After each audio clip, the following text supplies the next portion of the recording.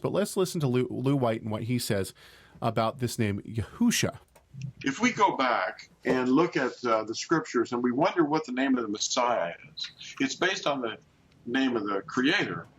Because the name of the Creator, even in the footnotes, they'll tell you that it means the Lord is salvation. We know that the Messiah had the very same name as the son of Nun. Now Caleb and this man, they called Joshua. Okay? His name is mentioned in Acts 7:45, and it's mentioned in Hebrews 4:8. And underlying that text, we find in the Greek letters this word in these letters, and they translate it or transliterate it. They think they're transliterating it as Joshua, but really this doesn't in any way say Joshua. But the letters of this man's name were the same as the Messiah's name. The Messiah's name was used with these same letters. So all the scholars know that the man that succeeded Moshe, the son of Nun, has the same name as the Messiah. And if you have the opportunity to look at the Greek, you'll see that this is the spelling for both the Messiah and this man. This is what Lou White has done here is he's taking. Who is this is Lou White we're listening to? Yes, correct. Okay. So what Lou White's done here, and I know that I'll get your full opinion on this here, but what Lou White has done here is he's packed into a minute and 18 seconds multiple different problems. First of all, the name Yahshua in Hebrew means God saves. Okay, and this is where everyone starts to get off base here. Man, this is just so difficult. Anyway, so Yeshua, on the other hand, comes from Yesha, which is salvation. And I think that one of the main verses that needs to be brought up here is in. Hang on, I have it somewhere here. Well, he's making a point that, and I think it's in the King James. Like if you're reading the King James version of Hebrews, and is it in Hebrews 3 or 4? It says, "For if Jesus would have given them rest," or something like that. Yeah, actually, he brings up two verses here. He brings up two verses. It's referring to Joshua. Yes, correct. And Yahusha actually, being Nun. And there's another place too. There's Acts 7:45, which he brings up. Our fathers in turn brought it in with Joshua when they dispossessed the nations that God drove out before our fathers. Right. So it was until the days of David. Okay, first of all, and I'll bat this over to you, and then you can talk about this for a second. First of all, one of the reasons that he says this is because in the Greek language, they try to transliterate, or they try to transliterate the name Joshua, and they also try to transliterate the name Yeshua. The problem is that there's not the right sounds in Greek there's not the same sounds in Greek as there is in Hebrew. So what do? Instead of making it letter for letter, they try to substitute. And the way that they do that, they come up with the same name, which is Jesus. Right. So Jesus is made, and I mean, you can tell us how this happens, but Jesus is made for both names. That doesn't mean they're the same names. It's just that they have a lot of the same sounds in them. And so you have a transliteration that sounds exactly the same and is spelled exactly the same. That doesn't mean that this the same name, though. The other interesting thing is that Yesha means salvation, and Yahushua means God saves. And this, I think, we have to look at what Matthew 1:21 says. He says, "She will bear a son, and you shall call his name Yeshua, for he will save his people from their sins."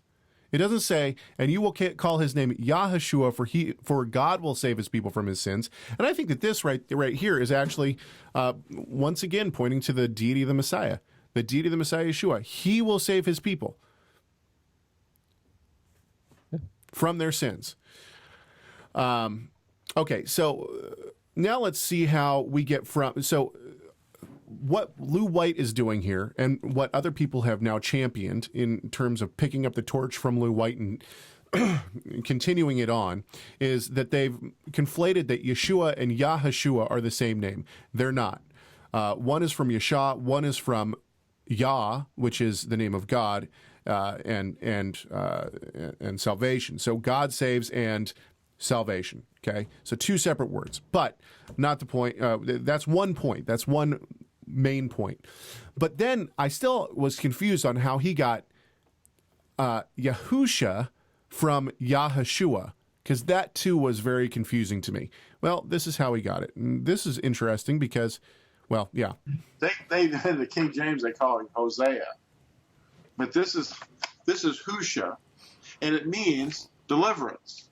It means savior, okay, or one who saves.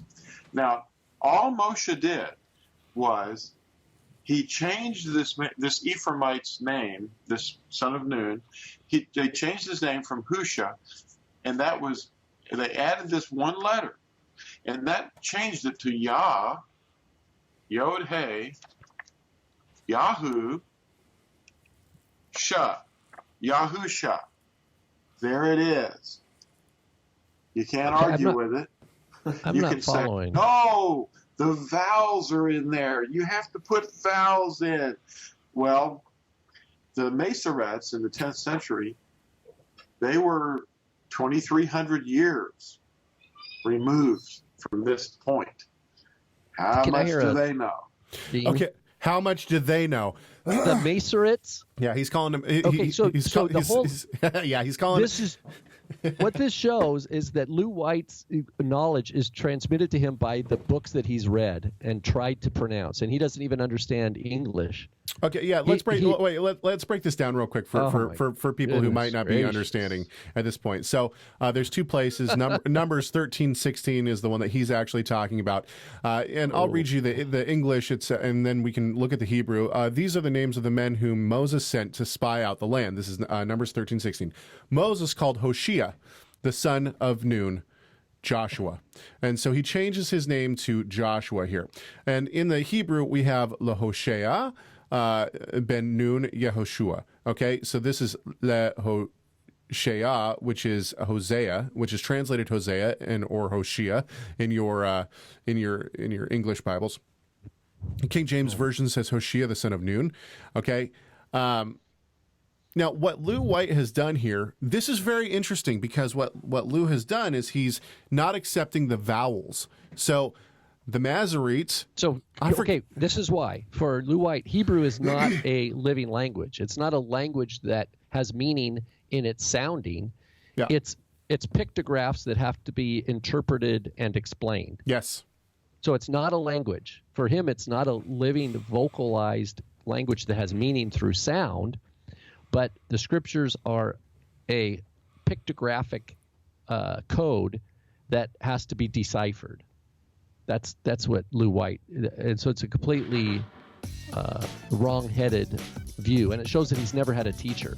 Well, it also shows that he doesn't realize he's a man who's had enough yes people around him and enough money to survive and to fund his own nightmare. But he thinks it's a dream.